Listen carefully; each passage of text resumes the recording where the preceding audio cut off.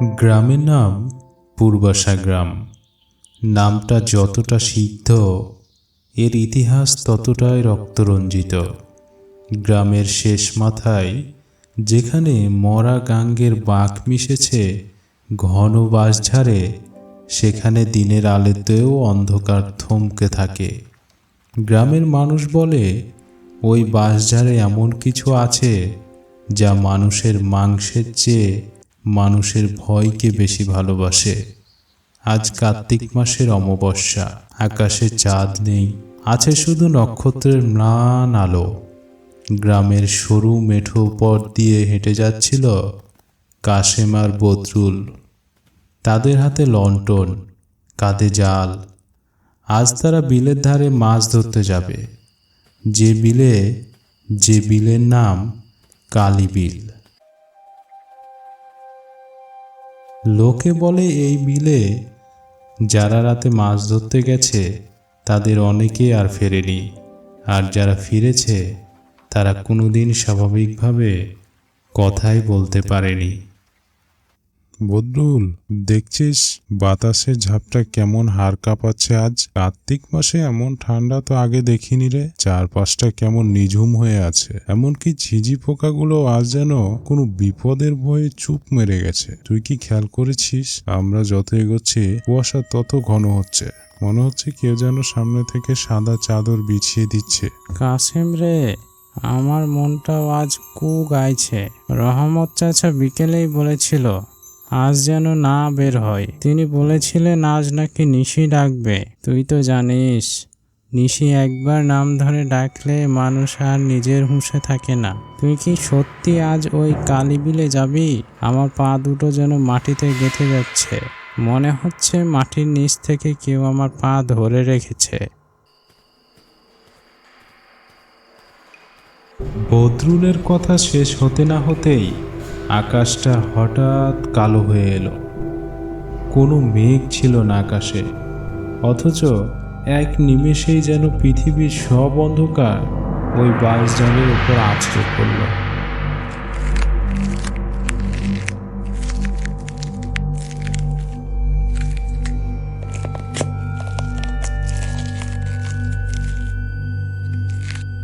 বাতাসের শব্দে মনে হচ্ছিল কেউ যেন উচ্চ স্বরে কাঁদছে। হঠাৎ কাশেমের লণ্ঠনটা দপ করে নেমে গেল। চারপাশে ঘন কালো নিকষ অন্ধকার।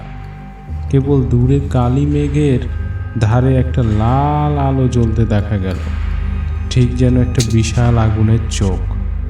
সেই চোখের মণি নড়ছে, আর তা যেন সরাসরি কাশেমের বুকের ভেতরটা কেমন তা একবারের জন্য দেখে নিচ্ছে। বদরুল, লণ্ঠনটা জ্বালা, জলদি কর। আমার চোখের সামনে সব ঝাপসা হয়ে আসছে। তুই কি দেখতে পাচ্ছিস? ওই যে সামনে কুয়াশার ভেতর দিয়ে কে যেন হেঁটে আসছে। লম্বা, অনেক লম্বা একটা অবয়ব। ওর মাথাটা বাঁশঝাড়ের আগায় ঠেকেছে, আর পা দুটো মাটিতে নেই, শূন্যে ভাসছে। ও আমাদের দিকে আসছে।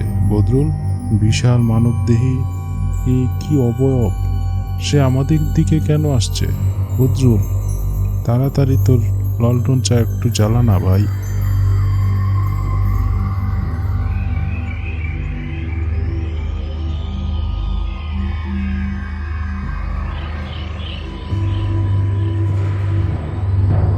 ওরে কাসেম, ওটা কোনো মানুষ নয়, ওটা ব্রহ্ম রাক্ষস। ওর গায়ের গন্ধে বাতাস ভারী হয়ে গেছে।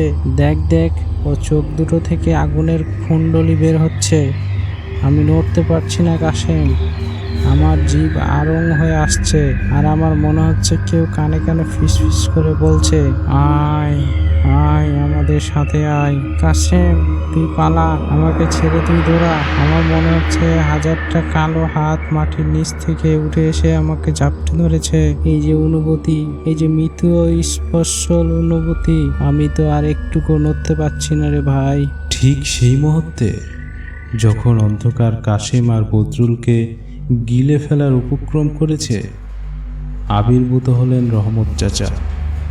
তার চোখের দৃষ্টিতে যেন অগ্নিকুণ্ড জ্বলছে। তিনি মাটির ওপর একটা বৃত্ত আঁকলেন এবং চিৎকার করে এক দীর্ঘ মন্ত্র পাঠ করতে শুরু করলেন। রহমত চাচা গ্রামের এক ব্রাহ্মণ মানুষ। তিনি সময় সময় মানুষের বিপদে ঠিক এভাবেই হাজির হয়ে যান।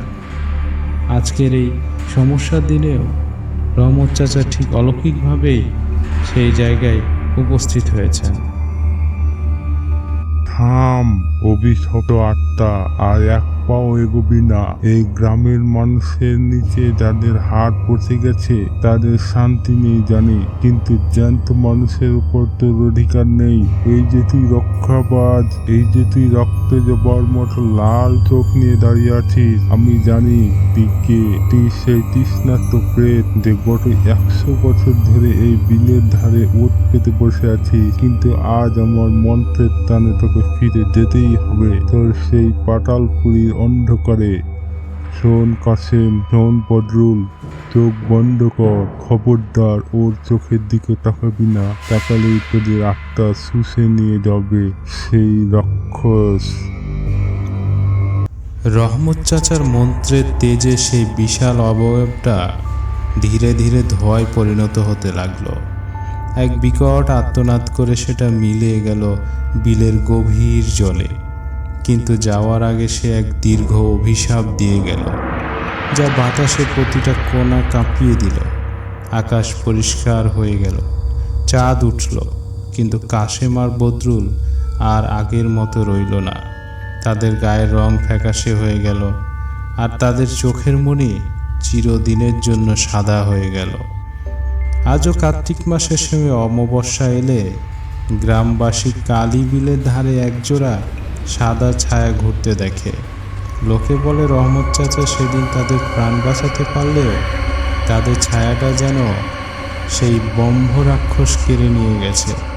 তাই আজও নিঝুম রাতে গ্রামের পথে একা হাঁটলে পেছন থেকে কেউ ডাক দেয়, কিন্তু খবরদার সেই ডাকে দেবেন না সাড়া, কারণ একবার সাড়া দিলে আপনার ছায়াটাও মিশে যাবে সেই অভিশপ্ত বাঁশঝাড়ে।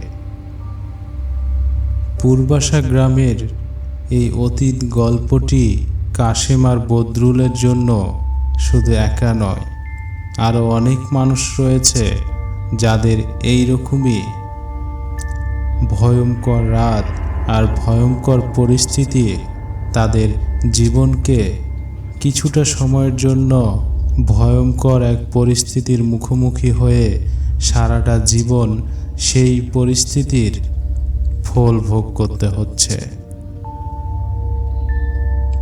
নিশুতি রাতের রক্তজবা ও ব্রহ্ম রাক্ষসের ডেরায় যেই পৌঁছেছে ভয়ঙ্কর জীবনের সেই পথ যেন সেই ব্যক্তি পাড়ি দিয়েছে। তেমনি এক পথ পাড়ি দিল আজকে কাশেম এবং বদরুল।